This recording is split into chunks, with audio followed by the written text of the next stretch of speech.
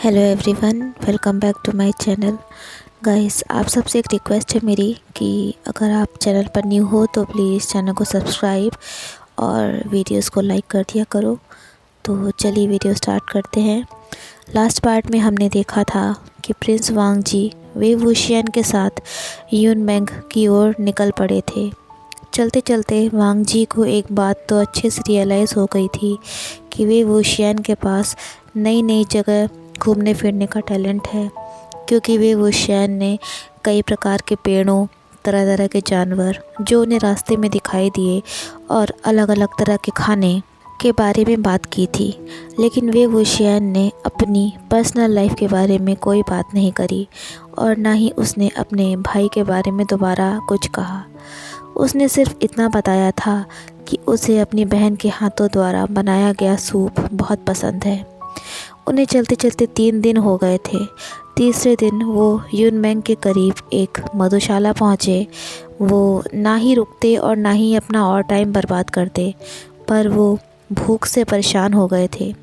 वांग जी तो बिल्कुल बेहोश ही होने वाला था, इसीलिए उन्होंने सोचा कि वो जल्दी से कुछ खा लें। प्रिंस वांग जी और वेव वुशियन खाना खाने के लिए बैठे थे। तभी वेव वुशियन का पेट आवाज़ करने लगा। वेव वुशियन ने अपने पेट पर हाथ रखा और धीरे से कहा, परेशान मत हो, जल्द ही खाना आ जाएगा। कुछ देर बाद खाना आ गया और उन दोनों ने खाना स्टार्ट कर दिया। खाते खाते वेव वुशियन ने प्रिंस वांग जी से पूछा कि आप जिंगशी क्यों छोड़ना चाह रहे थे। लान वांग जी ने धीरे से रिप्लाई किया कि मैं अपने लिए कुछ करना चाहता था। और वेव वुशियन ने कहा कि प्रिंस, आप तो भागना चाह रहे थे ना। प्रिंस वांग जी ने हाँ में सिर हिलाया और वेव वुशियन से कहा कि मेरी फैमिली हमेशा से मुझे लेकर बहुत प्रोटेक्टिव रही है और इसके लिए मैं उनका शुक्रगुजार हूँ। लेकिन अब मैं 21 साल का हो चुका हूँ और इस दुनिया में कुछ अच्छा करना चाहता हूँ। वेव वुशियन ये सब सुनकर बिल्कुल चुप था, जिसकी वजह से प्रिंस को काफ़ी आश्चर्य हुआ और उन्होंने वेव वुशियन से कहा कि क्या कोई बात है। वेव वुशियन ने ना में अपना सर हिलाया और मुस्कुराते हुए प्रिंस वांग जी से कहा कि ये तो बहुत ही प्रशंसनीय बात है लांजान। ये सुनते ही वांग जी के गले में खाना अचानक से अटक गया। वेव वुशियन ने विस्पर करते हुए कहा कि जब हम लोगों के बीच में हो और हमारी कोई पहचान हो तो ये तो काफ़ी अच्छी बात है। लान वांग जी के कान बिल्कुल लाल पड़ गए थे। उन्होंने कहा कि हाँ, मुझे पता है, लेकिन वेव वुशियन तुरंत लान वांग जी की ओर देखने लगा, एक पपी की तरह जिसने पहली बार कोई नया साउंड सुना हो। उसने कहा, क्या? वांग जी ने रिप्लाई देते हुए कहा कि ये एक इंटीमेट नाम है। वेव वुशियन ने अपनी कोहनी को टेबल पर रखा और अपने चिन को अपने हाथों के सहारे रखते हुए कहा, प्रिंस वांग जी, हम तो इंटीमेट है ना, और ऊपर से ये नाम आपको बहुत सूट करता है। नीला कलर जो कि बिल्कुल पवित्र है, बिना किसी फॉल्ट के। लान वांग जी वेव वुशियन की ओर घूरने लगा, इस उम्मीद के साथ कि उसके चेहरे पर जो रेडनेस आ गई थी वो चली जाएगी। उसने वेव वुशियन से कहा कि हमें एक दूसरे को जानते हुए 3 ही दिन हुए हैं, जिसमें तुमने मुझे अगवा किया, मुझे मारने की भी कोशिश करी। वेव वुशियन बहुत ध्यान से वांग जी की बातों को सुन रहा था और उसने कहा, हाँ, वैसे तो ये सच है, पर हम साथ में रहे, साथ में खाना खाया, जंगल में एक दूसरे के करीब सोए और मुश्किल वक्त में एक दूसरे की मदद भी तो कर रहे हैं ना। वांग जी ने वेव वुशियन की सारी बातें सुनी और उसने कहा कि मुझे अपने भाई के घाव के बारे में बताओ।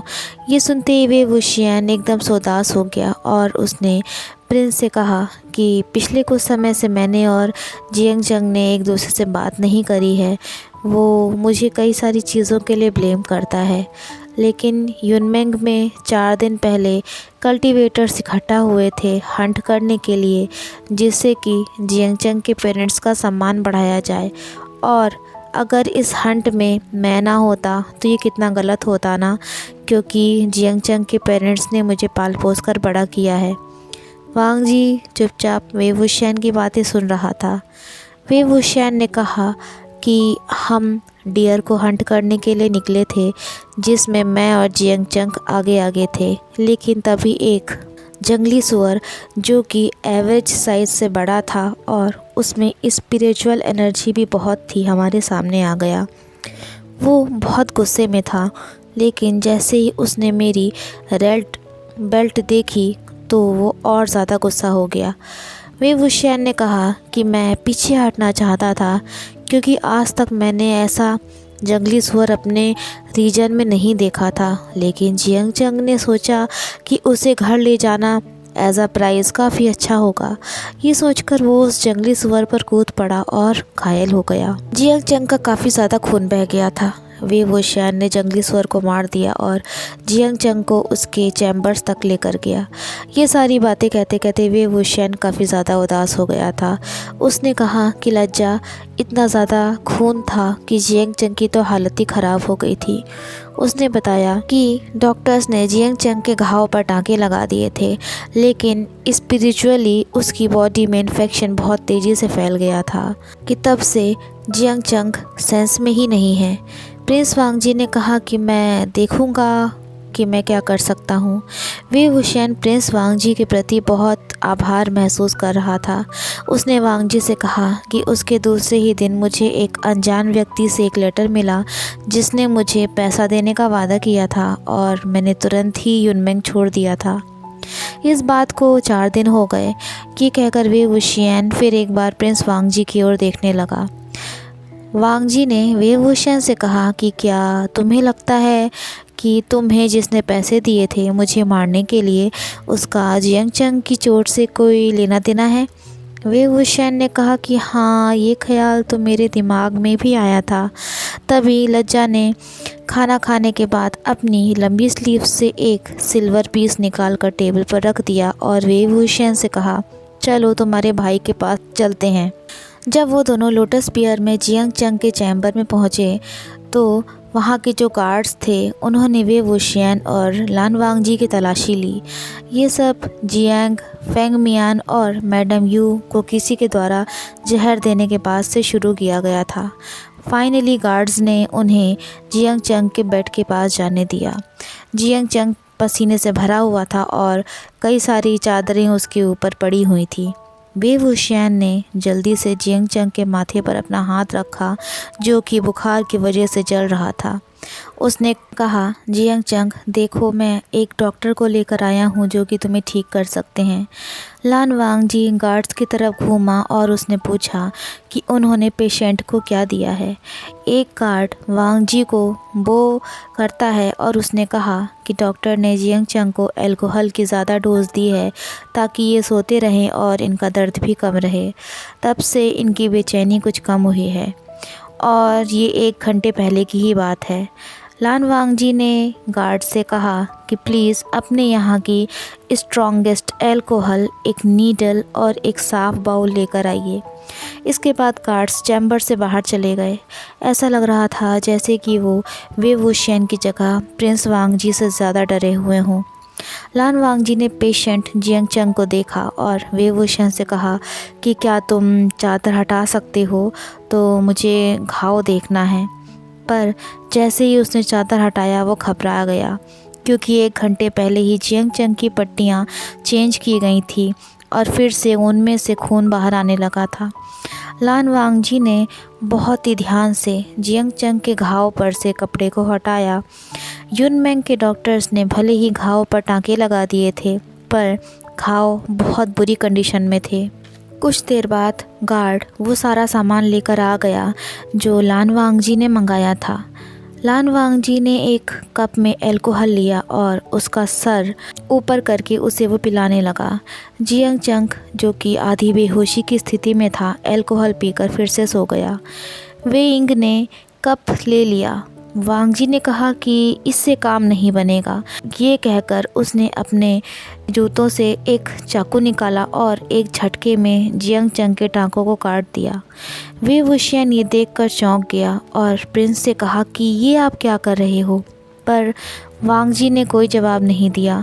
वो अपने काम में लगा रहा। फिर उसने सुई में धागा डाला और वे वुशियन से कहा कि मुझे दोबारा से स्टिचेस करनी होंगी क्योंकि डॉक्टर्स ने सही से टाँके नहीं लगाए हैं जिसकी वजह से स्किन हील नहीं हुई है। वेइंग बिल्कुल शॉक्ड था ये सब देखकर। फिर वांग जी ने वेइंग से जियांग चंग का घाव साफ करने के लिए कहा।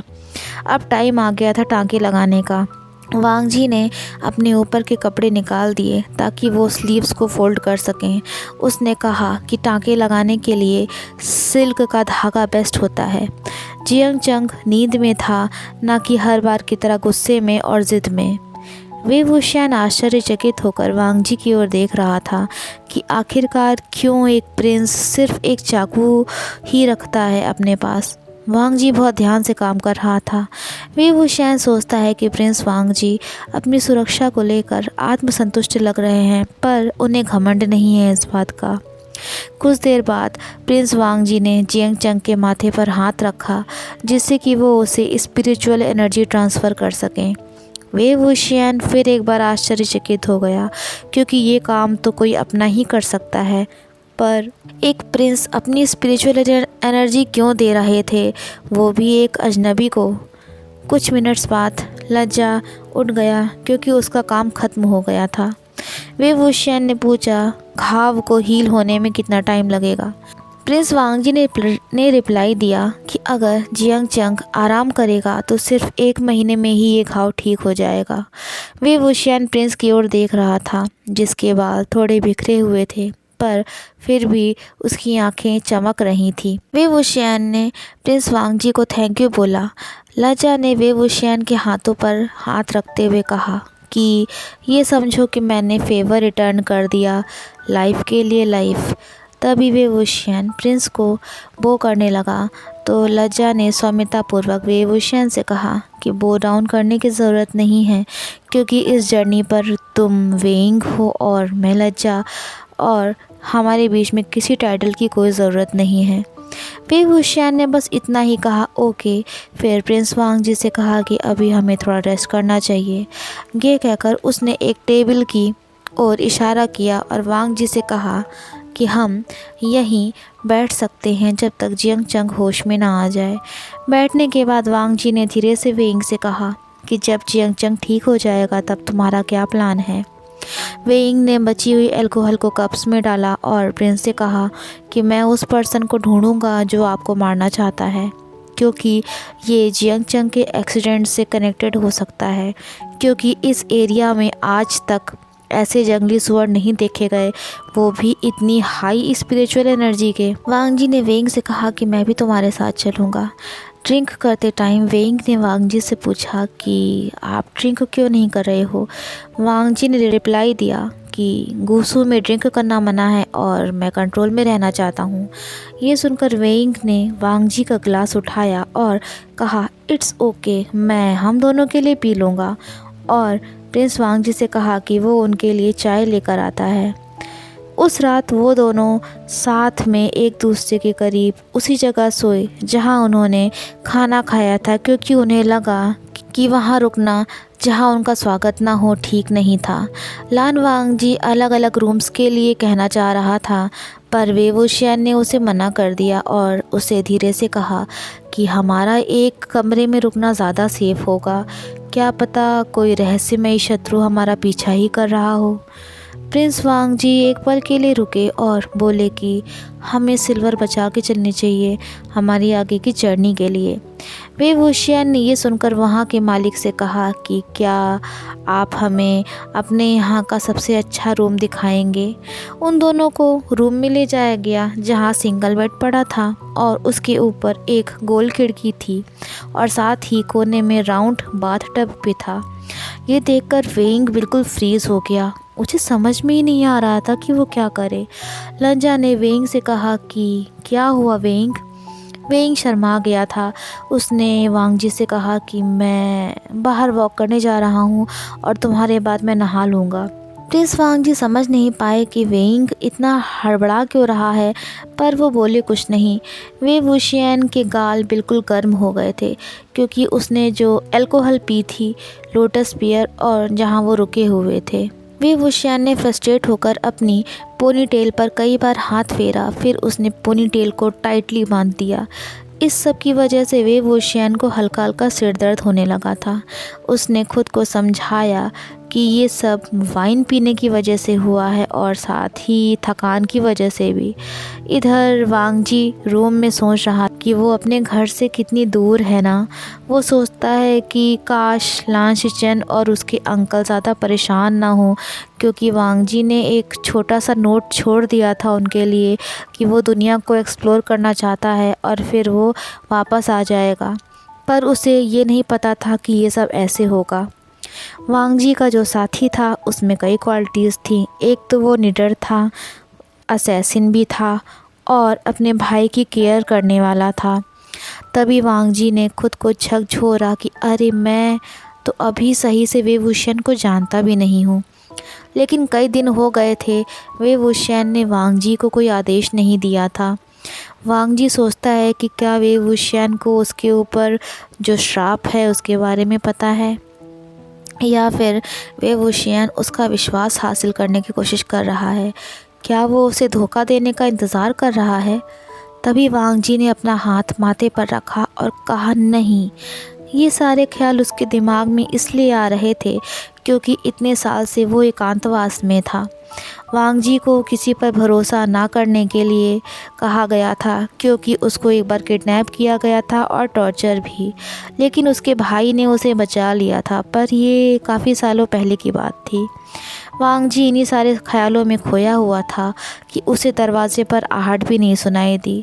तभी अचानक से दरवाज़ा खुला और वे वुशियन कमरे के अंदर आ गया, पर वो बिल्कुल फ्रीज़ हो गया था अपनी जगह पर वांगजी को देखकर। प्रिंस वांगजी बाथटब में थे। वो दोनों एक दूसरे को देखने लगे। तभी वे वुशियन ज़ोर से चिल्लाया सॉरी, और तुरंत ही उसने दरवाज़ा बंद कर दिया। बाहर हॉल में वे वुशियन काफ़ी घबराया हुआ था, और ये सब इसलिए नहीं था कि उसने एक प्रिंस को बिना कपड़ों के देखा था, बल्कि ऐसा इसलिए था क्योंकि उसने वांगजी के सीने और कंधे पर चोट के निशान देखे थे, जो कि काफ़ी गहरे थे, काफ़ी बड़े थे। वो सोचता है कि वांगजी के साथ ऐसा किसने किया होगा। वहाँ का जो इनकीपर था वो एक बाल्टी गर्म पानी की लेकर आया। वांगजी अब तैयार हो चुका था। उसने वे वुशियन की ओर देखा और कहा, अब तुम नहा सकते हो।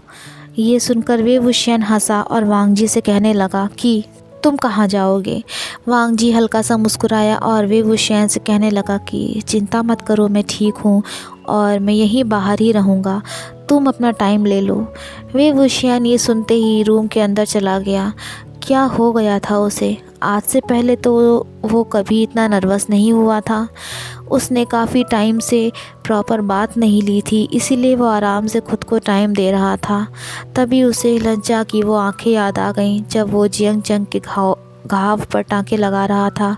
उसे लज्जा के हाथों पर उभरी हुई नसें याद आ रही थी। ये सब सोचते सोचते हुए वुशियन की बॉडी हॉट होने लगी, उसके गाल गर्म होने लगे। उसे लज्जा की आवाज़ याद आ रही थी। वे वुशियन, लज्जा की गोल्डन आइज़, उसकी वो मुस्कुराहट और लज्जा के वो होंठ अपनी गर्दन पर इमेजिन करने लगा।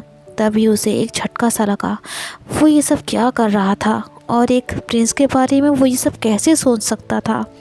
वे वुशियन को अपने ऊपर शर्म आ रही थी। उसने आज तक किसी के बारे में ऐसा नहीं सोचा था।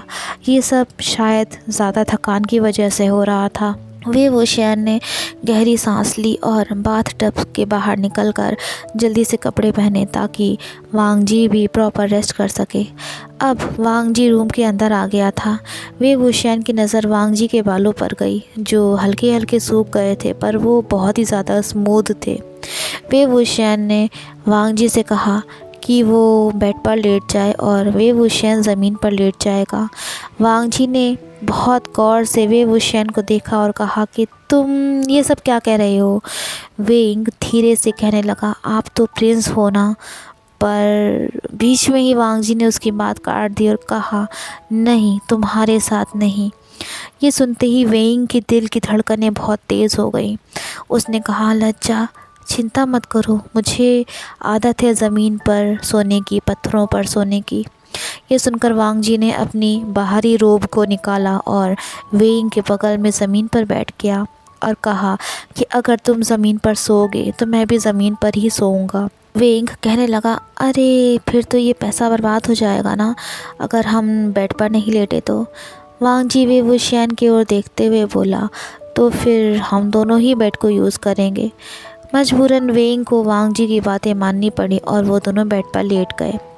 वांग जी पीठ के सहारे बेड पर लेटा हुआ था, पर वेइंग कुछ देर तक बेड पर इधर उधर नाचता रहा, पर फाइनली वो प्रिंस वांग जी की ओर मुँह करके लेट गया। वांग जी के शाही फीचर्स थे। अगर वो राजघराने में ना पैदा हुआ होता तो लोग सोचते कि बचपन में किसी ने बच्चा बदल दिया होगा। वांग जी के फीचर्स बहुत ही खूबसूरत थे। उसकी नाक, आँख सब बहुत ही अच्छे ढंग से बने हुए थे। कमरे की खिड़की से चांद की हल्की हल्की रोशनी वांग जी के चेहरे पर पड़ रही थी। वेइंग प्रिंस वांग जी के गालों को छूना चाह रहा था और उनसे कहना चाह रहा था कि सब ठीक हो जाएगा। उसने धीरे से कहा, सॉरी लंचा, मैंने तुम्हें अगवा किया, पर मैं तुम्हारी रक्षा करूँगा। तभी वांग जी ने बिना आंखें खोले धीरे से कहा, वेइंग तुम परेशान मत हो। वेइंग ने कहा, वांग जी मैं तुम्हारी हेल्प करना चाहता हूँ। प्रिंस वांग जी कुछ भी नहीं बोले। वेइंग ने कहा, वांग जी तुम्हें नींद नहीं आ रही है क्या? वांग जी ने अपनी आंखें खोली और कहा कि काफ़ी टाइम से मैं किसी के बगल में नहीं सोया हूँ। वेइंग ये सुनते ही वांग जी से कहने लगा, ओह कौन है वो लकी गर्ल? वांग जी ने कहा, बहुत समय पहले मेरी माँ थी। इस बार वेइंग चुप था। काफ़ी देर बाद वो बोला कि मेरे लिए भी काफ़ी टाइम पहले था, पर वो मेरी सिस्टर थी। वेइंग ने कहा कि मेरी बहन अब मेरे साथ नहीं है, वही एक थी जिसकी वजह से मैं और जियांग चंग साथ में थे। उसने कहा कि उसे बहुत डरावने सपने आते थे, जिसकी वजह से उसकी बहन को उसकी पीठ थपथपानी पड़ती थी। वांग जी ने कहा कि मेरी माँ मेरे बालों को सहलाती थी। वो दोनों इसी तरह से काफ़ी देर बातें करते रहे, पर कुछ देर बाद वेइंग को नींद आ गई। भले ही उसे बाकी की बातें याद ना हो, पर उसे वांग जी की आवाज़ अच्छे से याद थी। वे वुशियान गहरी नींद में था, क्योंकि जब भी उसकी नींद टूटने वाली होती थी वांग जी उसकी पीठ को थपथपाता था, और ये बात शायद वे वुशियान को कभी पता भी नहीं चलेगी। वांग जी ने वे वुशियान का बहुत ध्यान रखा और इस तरह से उनकी वो रात बीती एक दूसरे के साथ। सो गाइस, यहीं पर हमारा आज का ये वीडियो एंड होता है। आपको आज का पार्ट कैसा लगा मुझे बताना ज़रूर। अगर आपको वीडियो अच्छी लगी हो तो वीडियो को लाइक और शेयर कर देना। तो फिर मिलते हैं आपसे नेक्स्ट पार्ट में। Till then take care and bye bye.